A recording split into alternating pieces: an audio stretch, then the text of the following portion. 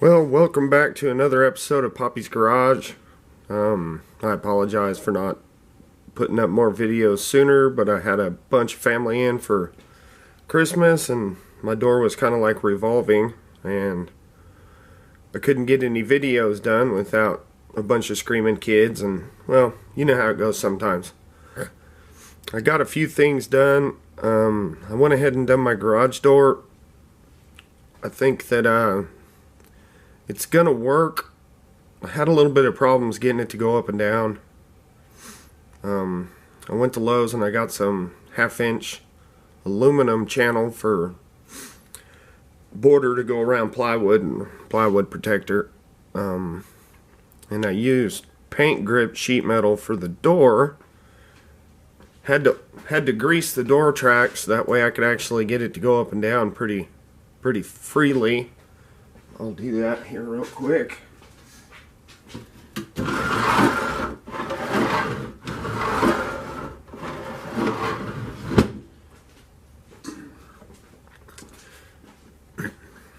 I used bearings for a Traxxas Stampede, the axle bearings, and just little bolts. It's definitely not, scale, but it works pretty good. I got a few things. My wife's such a wonderful lady, got me a few things for my garage.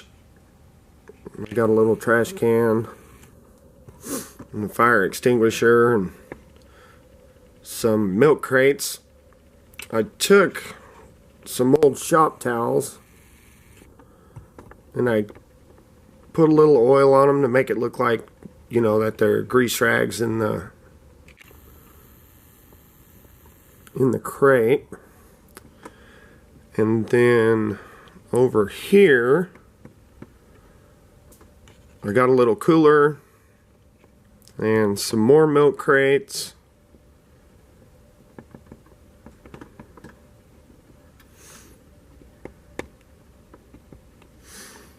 Let me pick this thing up and take you guys around to the other side of the door.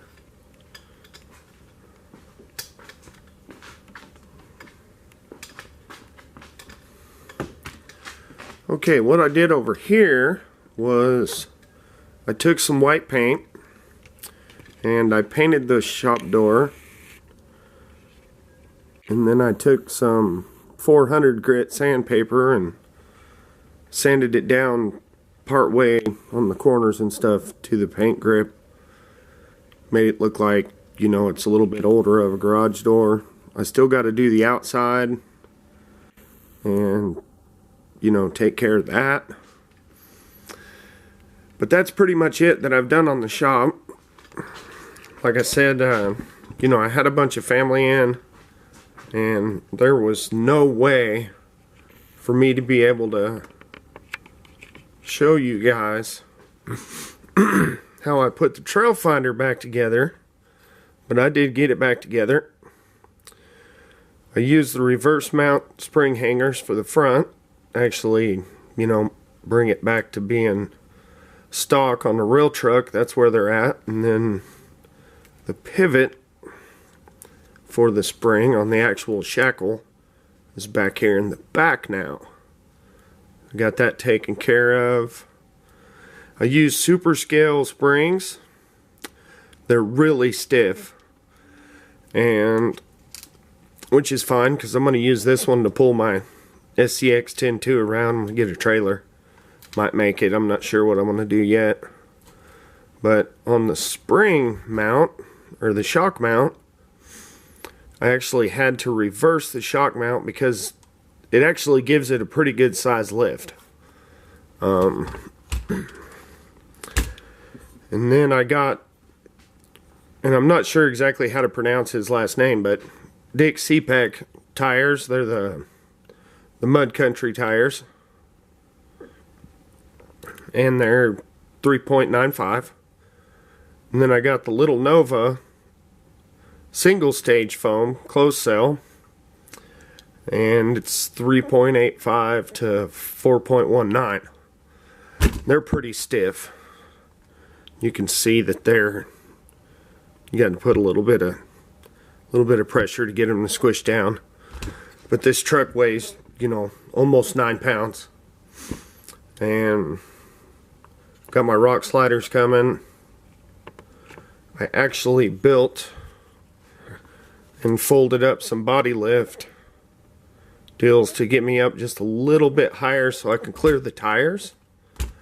And then I took the factory wheel sets off that they put on the limited edition Blazer and put the ones that actually come on the kit on there, which brung my wheels in. I believe it was 10 or 12 millimeters total from side to side, which makes it a little bit more unstable on the trail, but it makes it look the way that it's supposed to look. Let me get the body here and I'll get that put on for you and let you see what it looks like with the body.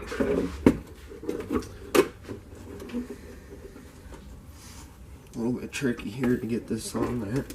There's that.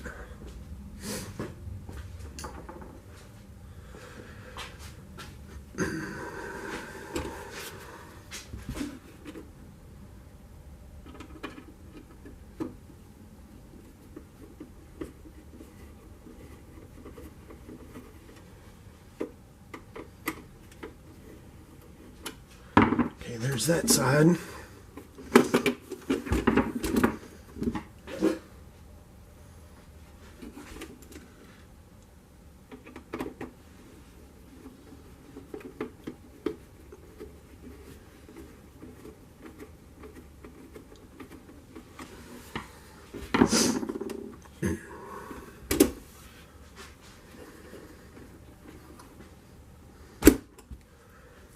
Okay.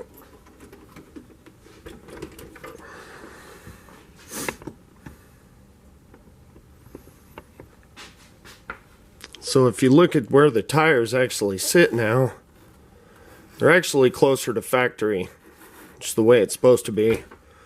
And I'd like to try to bring them back, you know, the way that they're supposed to be. And then the back,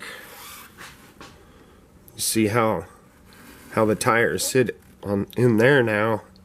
It's closer to being, you know, to actual scale. In the lift kit, let me see if I can bring you guys down where you can actually see what it looks like from the side.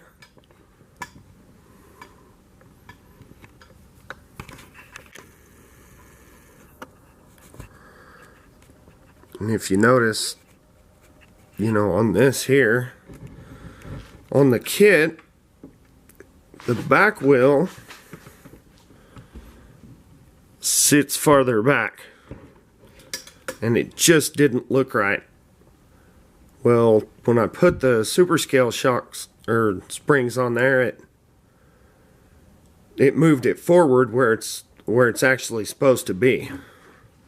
And then in the front, it pretty much stayed the same. It might have moved it forward just a little bit, but it's not very much at all. I put aluminum body posts on it.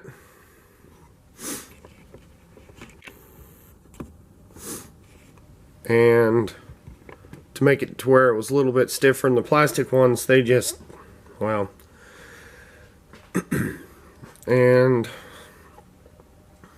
I got my rock sliders coming. I'm actually using the steel rock sliders.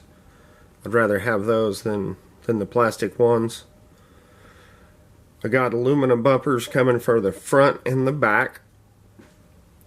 And then I think this one's done. The only other thing that I would like to do eventually is I'm going to take the 45 turn motor out because it's really slow.